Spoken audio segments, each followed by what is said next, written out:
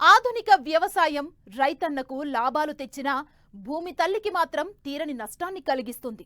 అధిక దిగుబడులే లక్ష్యంగా రసాయన ఎరువుల వాడకం నేల స్థితిగతుల్నే మార్చేస్తుంది. నేలల్లో చౌడు శాతాన్ని పెంచడంతో పాటు సహజ లక్షణాలను దెబ్బతీస్తుంది. ఫలితంగా నీటిని నిల్వ చేసుకునే సామర్థ్యాన్ని సాగు భూమి క్రమంగా కోల్పోతోంది. అందుకే కొంతమంది రైతులు భూసారాన్ని పరీక్షించుకోవటానికి సాగులో సహజ సిద్ధంగా ఎరువులైన పచ్చిరొట్టను సాగు చేస్తూ భూసారాన్ని పెంపొందించుకోవడమే కాకుండా సాగులో పెట్టుబడులు తగ్గించుకుంటున్నారు.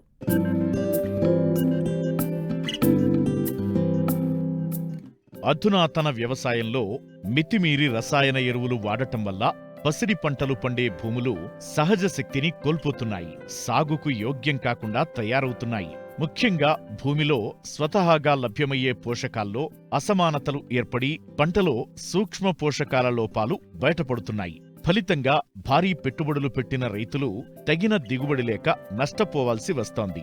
ఇలాంటి పరిస్థితుల్లో నేలలను పునరుజ్జీవింపజేయడానికి సేంద్రియ ఎరువులను వాడాల్సిన అవసరముంది. మరోవైపు పశువుల ఎరువు, వర్మీ కంపోస్ట్, కోళ్ల ఎరువు, గొర్రెల ఎరువు వంటి సేంద్రియ ఎరువుల లభ్యత సామాన్య రైతులకు భారంగా మారుతోంది. ఈ నేపథ్యంలో జనుము, జీలుగా, పిల్లిపెసర లాంటి పచ్చిరొట్ట సాగు మంచి ప్రత్యామ్నాయంగా కనిపిస్తోంది.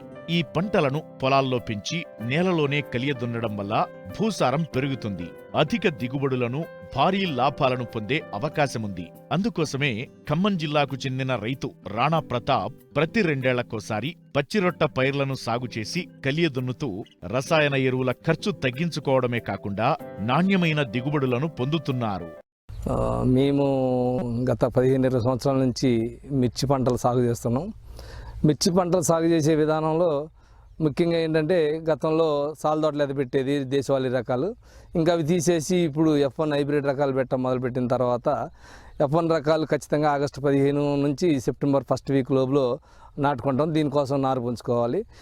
దీనికోసం ప్రధాన పొలాన్ని తయారు చేసే విధానంలో ముఖ్యంగా పచ్చిరొట్ట ఎరువులైనటువంటి పెసర, పిల్లి పెసర, జీలుగా, జనుము వీటిని ఎకరానికి ఒక 15 కేజీలు సుమారు భూమిలో చల్లుకొని గుర్రతోలి కల్టివేటర్ తోలి వదిలేస్తాం. ఎప్పుడు జూన్ 2nd, 3rd వీక్లో అట్లా తోలేసిన తర్వాత 45-50 రోజుల తర్వాత అది పరిపక్వ దశకు వచ్చిన తర్వాత వాటిని పొలంలో కలియదుంటాం.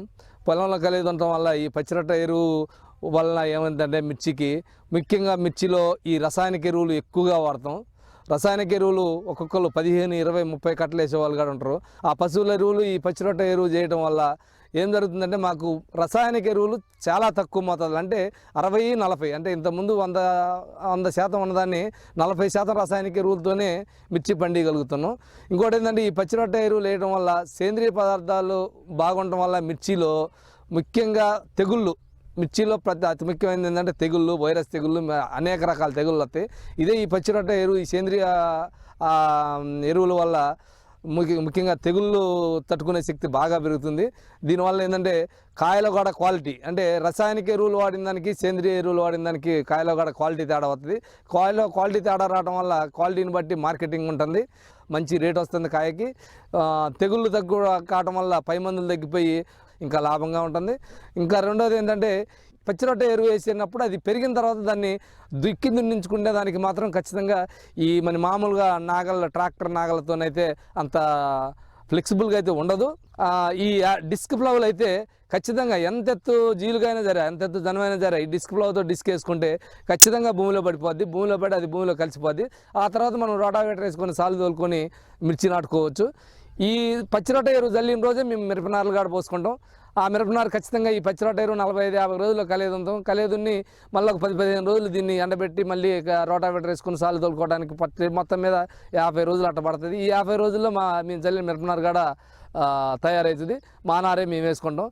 ఇంకోటి ఏంటంటే ఈ పచ్చిరొట్ట ఎరువును అందులో కలిపి దున్నటం వల్ల మనకి భూమిలో కర్బన శాతం పెరగటం వల్ల మనం ఇచ్చేటువంటి రసాయనిక ఎరువులు, ఇచ్చే 40% రసాయనిక ఎరువులు కూడా ఎక్కువ యూటిలైజేషన్ అవుతుంది. బాగా ఉపయోగపడటానికి వాటిని మొక్కకు అందించడంలో ప్రధాన పాత్ర ఈ పచ్చిరొట్ట ఎరువుల వల్ల ఉపయోగం అవుతుంది. ఇంకోటి ఏంటంటే బెట్ట పరిస్థితులు కూడా, బెట్ట వచ్చినా కూడా ఈ కర్బన శాతం పెరిగి రసాయనిక ఎరువులు తగ్గి ఈ కర్బన శాతం పెరగడం వల్ల బెట్ట పరిస్థితులను కూడా తట్టుకోవడానికి అవకాశం ఉంది. ఇక పచ్చి రొట్ట కలిగి ఉండటం వల్ల ప్రధాన పొలంలో కలుపు అనేది ఖచ్చితంగా 100లో 90% తగ్గిపోద్ది. ఈ పచ్చి రొట్టకి ఎరువుకి మేము వేసే విత్తనాలు ఏమేమిటంటే పిల్లి పెసర, జీలుగా, జనుము, పెసర ఈ 4 రకాలు వేస్తాం. ఇవి ఏదైనా కూడా ఎకరానికి 10 నుంచి 15 కేజీల మధ్యలో వేస్తాం. 10 నుంచి 15 కేజీలు దరిదాపుగా అసలు ఇప్పుడు గవర్నమెంటే సబ్సిడీ మీద పచ్చి రొట్ట ఎరువులు ఇస్తుంది. అవి లేకపోయినా బయట కొంటే 60 నుంచి 70 రూపాయలు ఉంటుంది కేజీ. 15 కేజీలు వేస్తాం. 15 5లు 75 లేకపోతే 1000 రూపాయలు లోపు. అదే గవర్నమెంట్ దగ్గర తీసుకుంటే దొరికితే మాత్రం 500 రూపాయల నుంచి 600 మధ్యలో పడుతుంది. ఇది చల్లి కల్టివేటర్ వేపిస్తే ఇంకా సరిపోతుంది.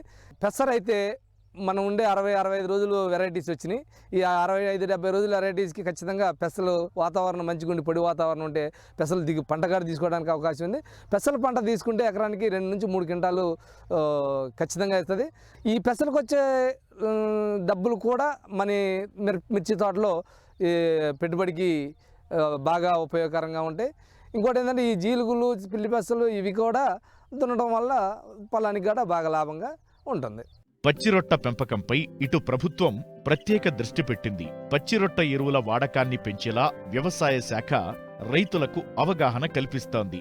భూసార పరిరక్షణతో అధిక దిగుబడులు సాధించేలా రాష్ట్ర రైతాంగాన్ని ప్రోత్సహిస్తోంది. ఇందులో భాగంగానే జనుము, జీలుగా, పిల్లి పెసర విత్తనాలను రైతులకు రాయితీపై అందిస్తోంది.